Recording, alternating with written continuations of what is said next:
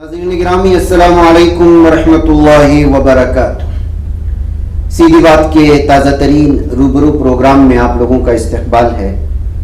नाज़रीन गिरामी, जैसा कि आप लोग जानते हैं कि इस वक्त कर्नाटक में जो है अमन व अमान का माहौल बना हुआ है। कांग्रेस जब से आई हुई है जो है वो अपने जितने भी वादे किए हैं इलेक्शन से पहले उसको पूरा करने की कोशिश की है। इस दरमियान में मुस्लिम कम्युनिटी से वाबस्ता मसाइल को भी उनके सामने रखना, उनकी तवज्जो दिलाना बहुत ज़रूरी है। ऐसे हालात में पूरे शहर बेंगलुरु में एक नाम मेरे सामने आता है, चूँकि अंदरूनी सतह पर भी मौलाना जो है बहुत ज़्यादा मुस्लिम मसाइल पर जहाँ गुफ्तगू करते हैं, वहीं पर जो है मुख्तलिफ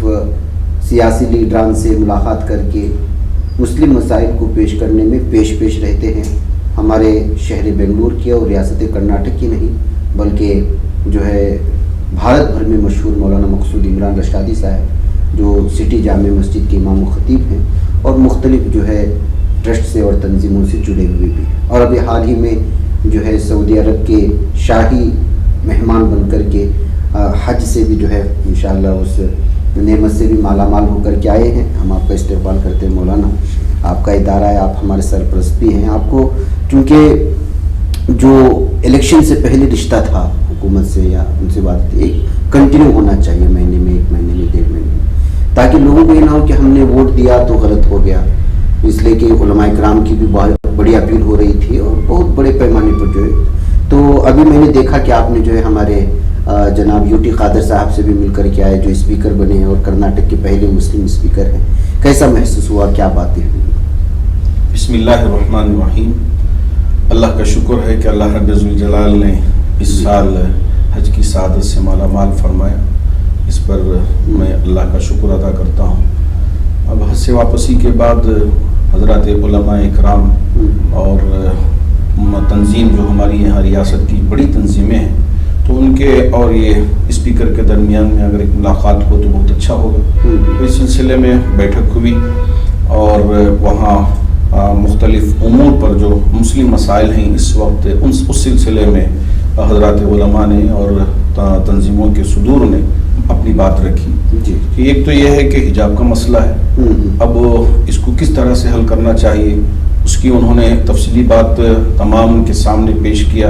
इसे सब ने माशाल्लाह समझा कि अगर इस तरह से हल किया जाए तो जैसा कहा जाता है कि सांप भी मर जाए और लाठी भी ना टूटे, तो उस अंदाज का काम हमारे इस रियासत के वज़ीर आला सिद्धरामैया साहब करने का इरादा रखते हैं और इस सिलसिले में पेश भी हैं। और दूसरी बात, चूँकि 2B रिजर्वेशन का जो मसला है उसकी वजह से अफसरान के लिए भी मुश्किल होगी। हमारे बहुत सारे बच्चे जो मेडिकल में जाते हैं, इंजीनियरिंग में जाते हैं, उनके लिए भी मसला खड़ा हो सकता है। तो उस वजह से उस मसले को भी हल करने के सिलसिले में सिद्धरामैया साहब ने एक टीम को तश्कील दिया है। सिर्फ इसी नहीं है, और ये जो UAPA लगे हुए हैं कि जहली के मसाले में और इसी तरह हुबली के मसाले में भी जो नौजवान 140 पर 7 वहाँ 3 जेलों में, मुख्तलिफ जेलों में इस वक्त सजा में हैं और वहाँ बंद हैं, तो ऐसी सूरत में इन सारे मसाइल से कानूनी तरीके पर हल करने का क्या रास्ता हो सकता है। तो उस वजह से उन्होंने जी परमेश्वर को इसका हेड बनाया है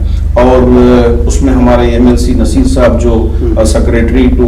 CM हैं वो भी हैं, और दूसरे अहबाब ला मिनिस्टर और मुख्तलिफ रामलिंगा रेड्डी साहब भी हैं। सबको लेकर वो इस पर गौर फिक्र करके बेहतरीन हल निकालना कानूनी दायरे में रहकर, ताकि उन लोगों को भी रिलीफ मिले और कानून शिकनी भी ना हो। तो उस वजह से एक टीम बाकायदा उन्होंने ये किया है और PP को भी उन्होंने इस वक्त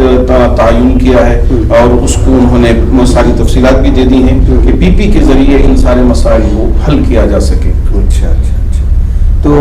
इस सिलसिले में जो नौजवानों की रिहाई के सिलसिले में जो अहम तरीन मसला है जो बार बार उठ करके आता है TJK हमले के सिलसिले में, जेल में बंद भी है,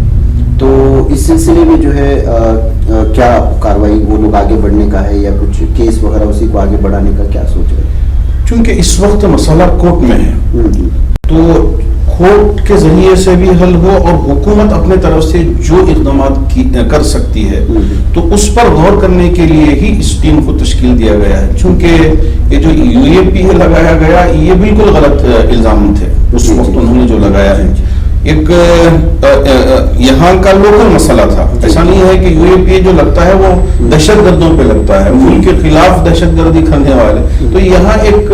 دوسرا مسئلہ تھا, اس مسئلے پر جا کر پچھلی حکومت نے UAPA لگا دیا. اس کی وجہ سے آج تک یہ نوجوان مشکل میں ہیں, ان کے گھر والے مشکل میں ہیں. حضرات علماء چونکہ فکر مند ہیں, حضرت امیر شریعت دامت برکاتہم بہت فکر مند ہیں, تو اور تنظیموں کے صدور بھی فکر مند ہیں. تو اس سلسلے میں بات کرنے کے لیے خاص طور پر اسپیکر کے سامنے بھی بات رکھی گئی. تو انہوں نے بھی سمجھایا کہ میں بار بار CM سے گزارش بھی کر رہا ہوں اور کوشش بھی کر رہا ہوں کسی نہ کسی طرح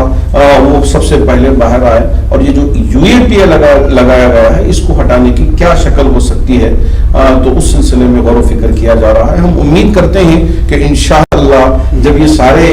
ٹیم کو تشکیل کا بھی مسئلہ ہے, ہوبلی اور یہاں کے نوجوان تو جو چونکہ ان پر بھی UAPA لگا ہے 147 وہ اس وقت 3 جیلوں میں بند ہیں اور یہاں پہ 37 کے قریب ہیں. تو اب یہ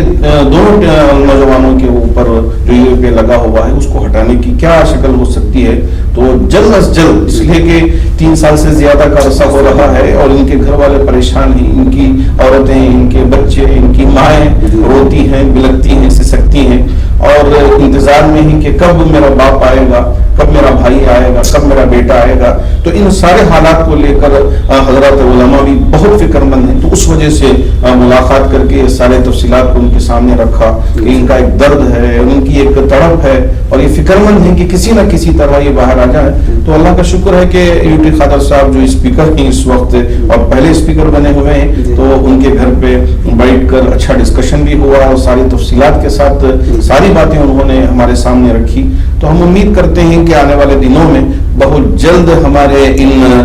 نوجوانوں کی رہائی کا اللہ کوئی نہ کوئی راستہ ضرور نکال دیں گے انشاءاللہ.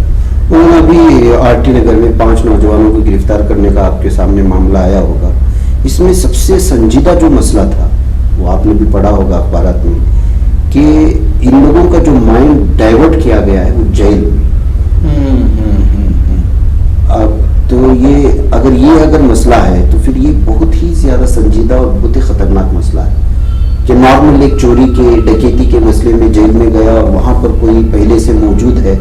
جو ان کا مائنڈ ڈائیورٹ کر کے بھیج رہا ہے اور مبینہ طور پر یہ لوگ جو سلیپنگ سیل کے طور پر بیٹھے ہوئے, تو یہ بڑے مسائل پیدا کرے گا اور پوری قوم کو بدنام کرے گا. آخر اس کے سلسلے میں آپ کیا کہتے ہیں کہ اس کے سطح پر ایک, چونکہ حال ہی میں ہمارے شہر کے پولیس کمشنر صاحب سے بھی بات چیت ہوئی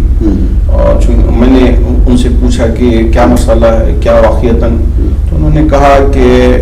وہاں جیل کے اندر باقاعدہ جو اس دہشت گردی میں مبتلا تھے ان کے ساتھ, تو انہوں نے ایک بات کہی کہ پہلے یہ نارمل لوگوں کے ساتھ تھے, پہلے تقریباً کسی ایک قتل کے معاملے میں وہ اندر گئے تھے, تو اس کے بعد ان کو وہاں جیل کے اندر کچھ لڑائی ہو گئی, اس کے بعد ان کو منتقل کر دیا ایک اسپیشل سیل میں جہاں وہ لوگ رہتے تھے. اب ان کے ساتھ وہ ملنا جلنا ہو گیا, بات چیت کرنا ہو گیا. اب اس کے بعد ان کو بیل مل گئی تو باہر آ گئے. اب وہ رشتہ باقی رہ گیا, تو جس کی وجہ سے یہ کارروائی ہوئی ہے جو بالکل مناسب کارروائی نہیں, اسلام کے خلاف ہے اور ہم اس کی بالکل مذمت کرتے ہیں اور اس کو کنڈیم بھی کرتے ہیں. کہیں دہشت گردی کی اسلام میں ہرگز اجازت نہیں ہے کہ جائے ایک بس میں بم رکھ دیا جائے اور اس کو اڑا دیا جائے, یا یہ ہے کہ بس اسٹیشن میں جائے وہاں کوئی یا ریلوے اسٹیشن میں, اس طرح کی اسلام میں ہرگز اجازت نہیں ہے. وہ قرآن کی آیت آپ بار بار پڑھتے ہوں گے, ومن قتل نفسا بغیر نفس او فساد فی الارض فکأنما قتل الناس جميعا ومن احیاها فکأنما احیا الناس جميعا. اس کے باوجود بعض ایسی چیزیں ہو جاتی ہیں کہ جس کی وجہ سے ان کے بہکاوے میں لوگ آ جاتے ہیں اور نوجوان ان حرکتوں کے کرنے کی طرف آگے بڑھ جاتے ہیں. میں تمام نوجوانوں سے گزارش کرنا چاہوں گا, خاص طور پر ہمارے جو نوجوان تنظیموں میں کام کر رہے ہوں یا جو بھی کوئی ہو, تو اس طرح کی کوئی حرکتوں میں آپ نہ آئیں اور بہکاوے میں نہ آئے. یہ بالکل غلط راستہ ہے اور غلط طریقہ ہے.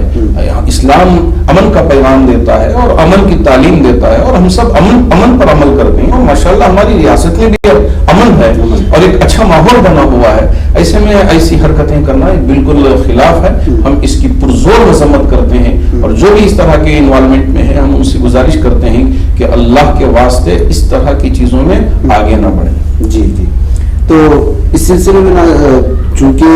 نوجوان جیل میں تو بند رہتے ہیں اکثر، تو تمام بھارت کے جیل میں مسلمانی زیادہ یا پھر دلت ہے دوسرے نمبر پہ، تو ایسی کوئی کوشش ہونا چاہیے مولانا کہ جو ہے جو اس طرح کے لوکل جو ہے جرائم میں ملوث ہیں، کہ ایسا نہ ہو کہ ایسے بڑے بڑے لوگ اس میں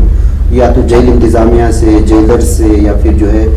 ڈی جی پی سے، ان سے تھوڑا آپ لوگ اندرونی سطح پر سامنے آئے نہ آئیں، کچھ بات وغیرہ کر کے ان کی اصلاح کے لیے کچھ علماء کو مختص کیا جائے. کچھ ظاہر سی بات ہے ان کو جمعہ کی نماز بھی پڑھنے کی اجازت ملتی ہے، ایسا کچھ ہو سکتا ہے آپ کو کیا ایسا؟ اللہ کا شکر ہے کہ ماشاءاللہ اس وقت ہمارے بنگلور کی جو اگرہارا جیل ہے وہاں ایک مصلی بھی ہے، وہاں جمعے کی نماز بھی ہوتی ہے، پنج وقتہ نمازیں بھی ہوتی ہیں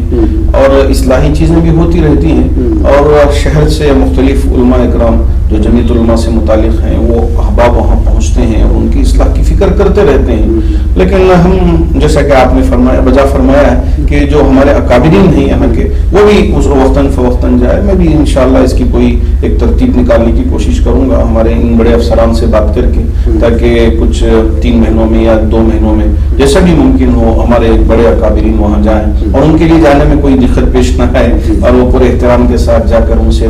بات چیت کر کے آئے، تو ہو سکتا ہے کہ ایک اچھا ماحول بنے. اب بعد میں ایسا نہ ہو کہ پھر آنے کے بعد کچھ اور ہی چیزیں ہو جانے لگ جائیں تو اس سے نقصان پہنچ سکتا ہے. انشاءاللہ آپ کی بات میں اس پر غور بھی کروں گا اور اس پر عمل کرنے کی کوشش کروں گا انشاءاللہ. مولانا میری ایک بات، جب سے آپ شاہی مہمان بن کر کے گئے ہیں تب سے ایک بات سمجھ میں آئی، عام مہمان بن کے حج کرنے میں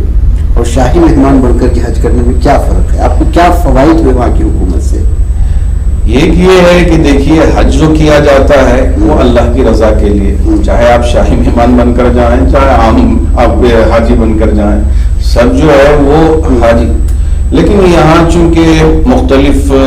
ممالک سے جو وہاں ایکٹیو ممبر ہیں اور وہاں اچھے طریقے سے کام کرنے والے ہیں، ان کا ایک جگہ جمع ہونا، پھر ان کے ساتھ بات چیت ہونا اور ان کے ساتھ تعلقات پیدا ہونا اور پھر ایک اتحاد کا ماحول، اس لیے کہ آپ جس رنگ میں بھی ہو، جس نسل میں بھی ہو اور جس ملک میں بھی ہو، جس زبان میں بھی ہو، لیکن کلمہ ایک ہے لا الہ الا اللہ محمد رسول اللہ، اس بنیاد پر ہم سب آپس میں بھائی بھائی ہیں. تو وہاں وہ احساس ہوتا ہے کہ ماشاءاللہ کہ یہاں انہوں نے ایک جا جمع کر کے آپس میں ایک دوسرے سے مل کر اور ہمارے جو کام ہوتے ہیں ان کاموں کو اور بہتر طریقے سے کیسے کیا جا سکتا ہے ان کو سیکھنے کا اللہ نے ایک بہترین موقع دیا. اس سفر سے مجھے یہ سبق ملا ہے کہ ان مختلف ممالک میں جو مختلف کام انجام دیتے ہیں تو وہاں مختلف طور طریقوں میں، جیسے کہ اس مرتبہ صحافی حضرات بھی موجود تھے،